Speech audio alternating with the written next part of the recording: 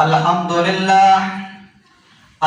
لله نحمده ونستعينه ونستغفره ونؤمن به ونتوكل عليه ونعوذ بالله من شرور أنفسنا ومن سيئات أعمالنا.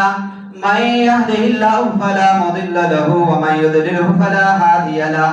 ونشهد أن لا إله إلا الله وحده لا شريك له. ونشهد أن سيدنا ومولانا محمدا عبده ورسوله. فأعوذ بالله من الشيطان الرجيم. إن الله وملائكته يصلون على النبي يا أيها الذين آمنوا صلوا عليه وسلموا تسليما.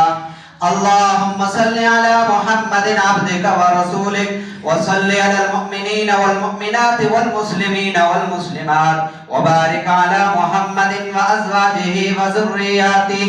وقال النبي صلى الله عليه وسلم أرحم أمتي بأمتي أبو بكر وأشدهم في أمر الله عمر وأصدقهم حياء عثمان وأقضاهم علي وفاطمة سيدة نساء أهل الجنة والحسن والحسين سيدا شباب أهل الجنة وحمزة أسد الله وأسد رسوله رضي الله تعالى عنهم.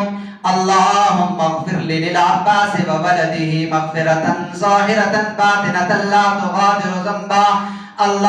الله في أصحابي لا تتخذوهم غرضا من بعدي فمن أحبهم فبحبي أحبهم ومن أبغضهم فببغضي أبغضهم. خير أمتي قرني ثم الذين يلونهم ثم الذين يلونهم. إن الله يأمركم بالعدل والإحسان وإيتاء ذي القربى وينهى عن الفحشاء والمنكر والبغي يعظكم لعلكم تذكرون. إن الله تعالى أعلى وأولى وأعز وأجل وأتم وأعظم وأكبر والله يعلم ما تصنعون.